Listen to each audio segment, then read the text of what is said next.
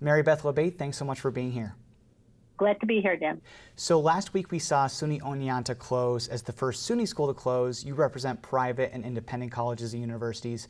Tell me what the reopening has looked like for them, because I feel like that we haven't really heard a lot about those. So I'm curious to see whether we've seen any of those colleges close or any big outbreaks there. How's it going?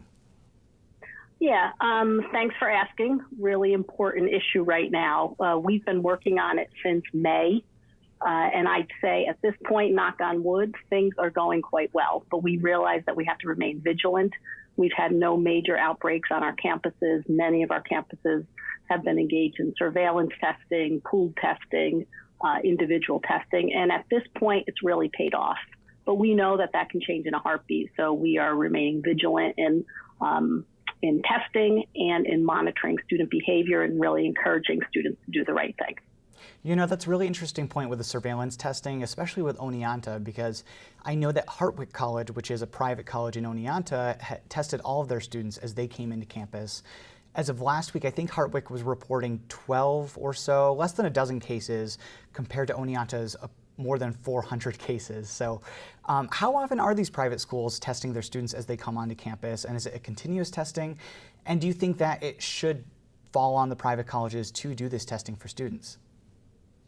Well, it really depends on the colleges. The guidance that was given to the state did not mandate it, and I think that was the right decision, frankly, because it really depends on the situation that you're in. It also depends upon the availability of testing.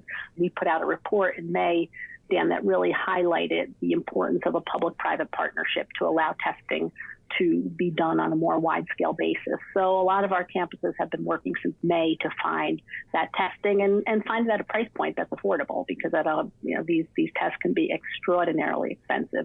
We're hoping for federal aid at some point or state aid to help us with that testing, because if you want to do it repeatedly, boy, does it get expensive pretty quickly.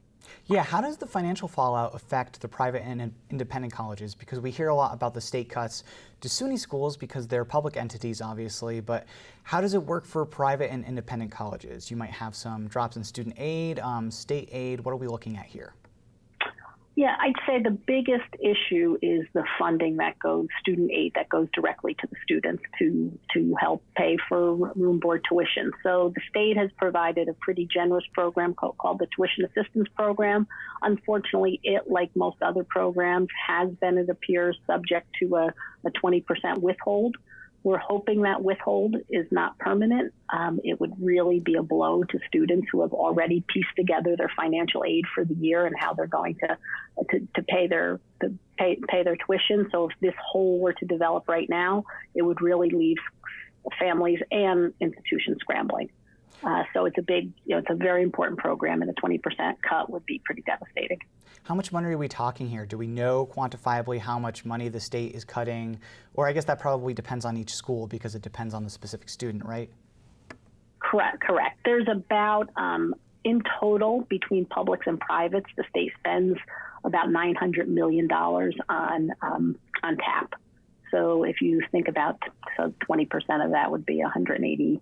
They would save $180 million by cutting it, but that then leaves a hole directly in the budgets of students who are piecing together how they're paying for college. Yeah, what does enrollment look like with all of that? If students can't get this financial aid, are you seeing a drop-off in students that can actually go to college in the fall at these colleges and universities because they just don't have the means to pay for it? Yeah. We anticipate a drop-off. I don't have the exact numbers yet because we wait for what they call the melt, where students will enroll and then just either not show up or show up for a week and decide it's not for them. So, but we do anticipate a drop-off, partially due to, I think, in large measure because of financial hardships that families are facing, and a cut to financial aid programs obviously makes that hardship that much more acute. That is a tough situation to be in for any business, any college, any university. I want to rewind about a month ago when colleges and universities were still planning on bringing students back in the fall, or even 2 months ago. I mean, you were talking about this since May. Do you think the state has done enough to provide guidance for these colleges and universities in reopening, or is there more that you'd like to see from the state in terms of planning down the line, or even just right now? They gave us good, strong, reasonable guidance in June, and I thought that was very helpful. They recognized that schools are very diverse, and that a one-size-fits-all model would not work. So I think that worked really well. I think going forward, we'd like to continue the dialogue on how we get access to widespread testing, affordable testing, and I think that's really where the key partnership between the state and our institutions can be. We also work very closely with our local health departments, and I think what's important there is that everyone understands kind of the rules of the road going in, so that there's real clear guidance and understanding when there is a case, because there will be cases. I think that the critical part is not that people shouldn't be concerned that there's a case on campus. We understood that that was going to be the case. And I think what people need to understand is that we prepared for that. We set aside quarantine, we set aside isolation, and we want to contain it so that the spread of the virus doesn't exceed what we set aside. Yeah, it's definitely something we're keeping an eye on. Mary Beth LeBate from the Commission on Independent Colleges and Universities, thanks so much for being here. Thank you. Thanks for having me.